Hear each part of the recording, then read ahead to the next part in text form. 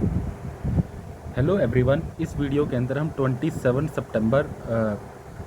सितंबर 2003 के करंट की बात करेंगे।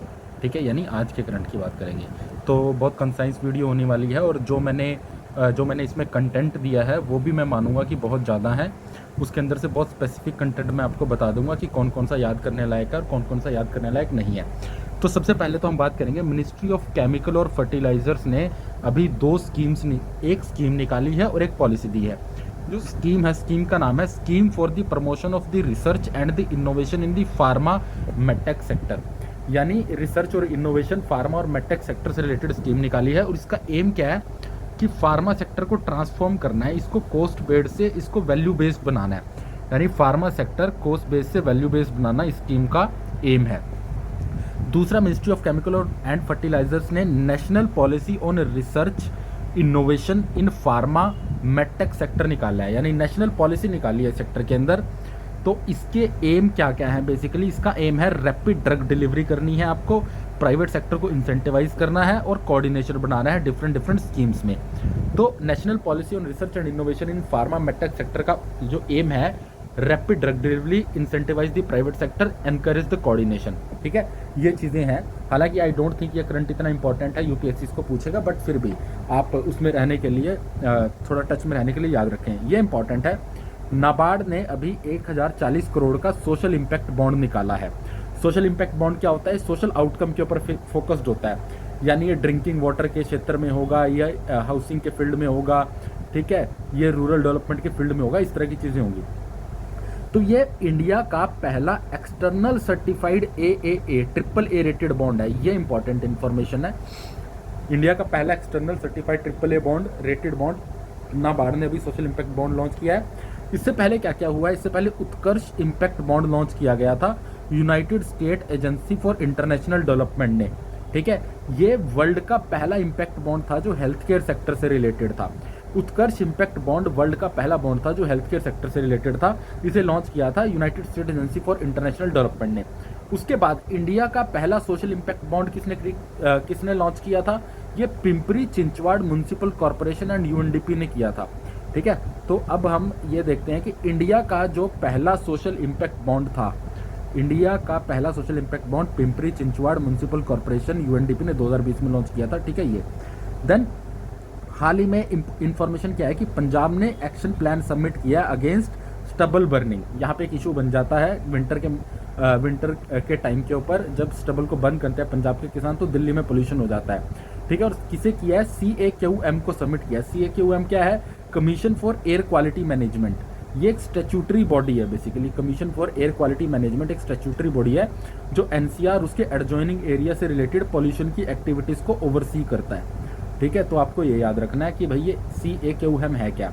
देन एक अभी न्यूज़पेपर में था कि India is running out of phosphorus. तो हमें कुछ लेना देना नहीं है कि कितना एक्सपोर्ट है, कितना इंपॉर्टेंट है, ये किसी जरूरत की नहीं, बस ये पता होना चाहिए जो फास्फोरस है ना, ये एक मैक्रोन्यूट्रिएंट है।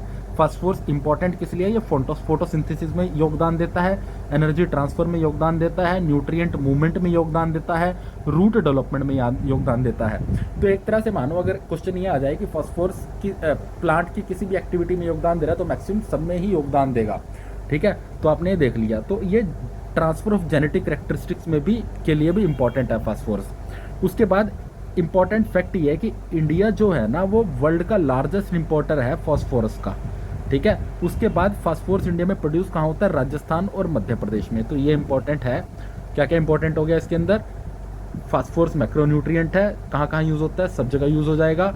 इंडिया वर्ल्ड का लार्जेस्ट इंपोर्टर है, इंडिया में राजस्थान और मध्य प्रदेश में ये प्रोड्यूस होता है। ठीक है, उसके बाद क्या है कि इंडिया ने हाल ही में एक्सपोर्ट बैन लगा दिया है नॉन बासमती राइस के ऊपर। यानी दो तरह का राइस है जो नॉर्थ इंडिया में होता है, एक बासमती एक नॉन बासमती राइस।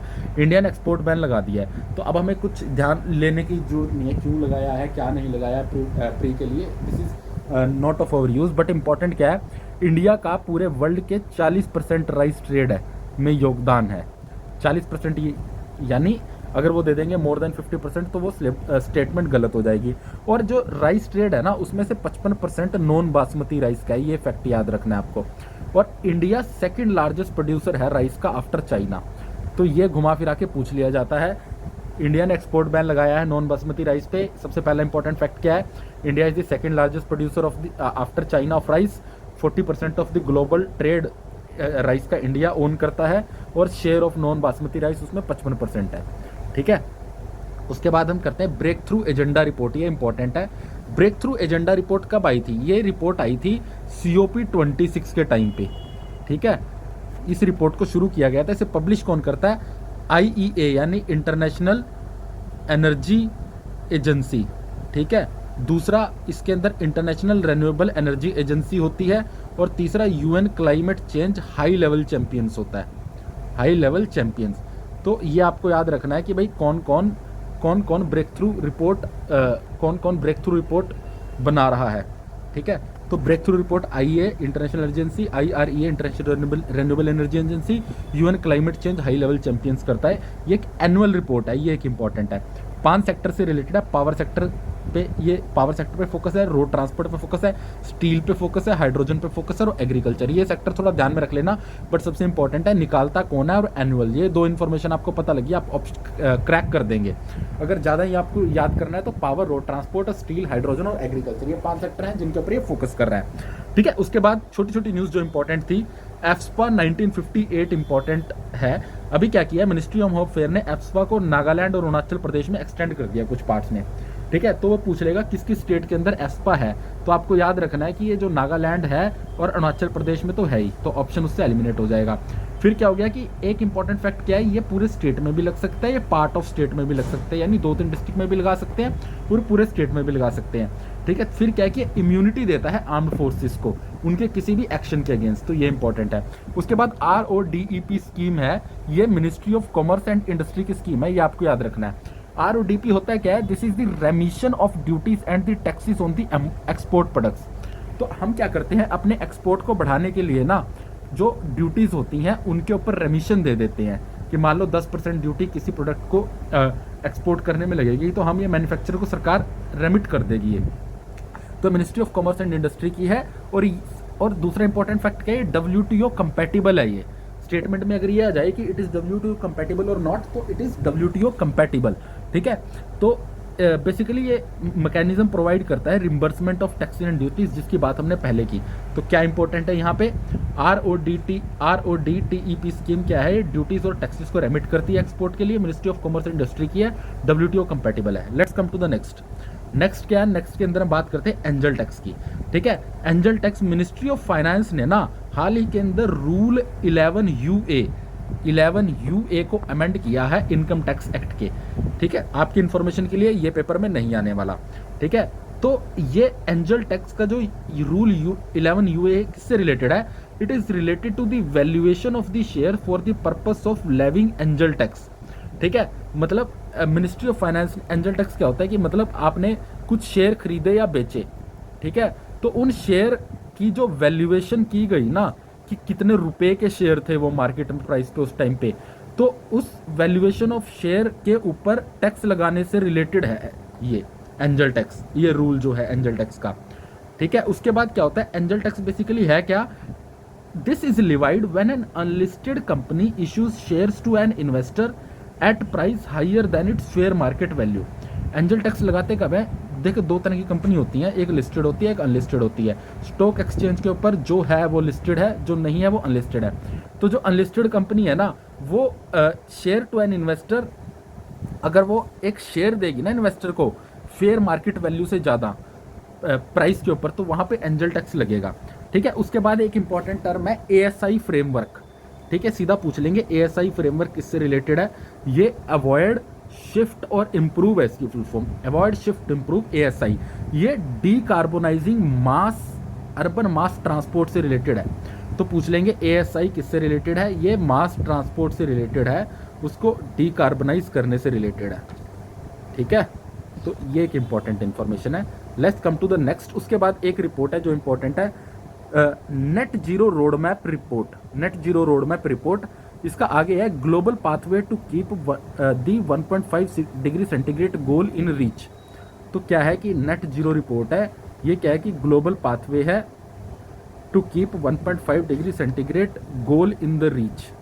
ठीक है, ये निकालता कौन है, इंटरनेशनल एनर्जी एजेंसी निकालती है। तो आप इतना आपको याद नहीं रखा जाएगा, बस याद रखना net zero road map report है 1.5 डिग्री सेंटीग्रेड आईए निकालता है। उसके बाद पीईटी 46 न्यूज़ में है। पीईटी होता क्या है, ये पॉली एथिलीन टेट्रापथैलेट डिग्रेडिंग एंजाइम होता है बेसिकली। पीईटी क्या है, पॉली एथिलीन टेट्रापथैलेट डिग्रेडिंग एंजाइम, ठीक है। ये क्या है कि ये पहली बार हाल ही में न्यूज़ में क्यों आया, अभी ये दोबारा न्यूज़ में, डीप सी के अंदर ये डिटेक्ट किया है, आइडेंटिफाई माइक्रो ऑर्गेनिजम्स ने, डीप सी माइक्रो ऑर्गेनिजम्स ने से आइडेंटिफाई किया गया है पीईटी 46। अब ये क्या, इसके यूज़ क्या है, इसका सबसे इंपॉर्टेंट यूज़ क्या है कि ये it is use for packing the food and beverages में यूज़ होता है पीईटी 46। और क्या होता है, ये short and long chain PET molecule को डिग्रेड कर देता है, ठीक है। पीईटी 46 बेसिकली क्या है, पीईटी 46 एक एंजाइम है, ठीक है, पॉलीएथिलीन टेट्राफथैलेट डिग्रेडिंग एंजाइम है। ये एंजाइम करता क्या है, शॉर्ट और लॉन्ग चेन पीईटी पॉलीएथिलीन टेट्राफथैलेट जो मॉलिक्यूल होते हैं ना, उनको डिग्रेड कर देता है। उसके बाद एक इंपॉर्टेंट न्यूज़ है, दादा साहिब फाल्के अवार्ड है इस साल, 53वां दादा साहिब फाल्के अवार्ड मिला है। किसको मिला है, वहीदा रहमान जी को मिला है ये। और ये यूपीएससी में नहीं आने वाला है, ये यूपी पीसीएस या दूसरे स्टेट पीसीएस एग्जाम में पूछा जा सकता है। आई होप ये वीडियो आपको सही रही होगी आपकी एज एन इन्फॉर्मेटिव, और बहुत जल्दी आपने कवर कर लिया होगा करंट। Thank you.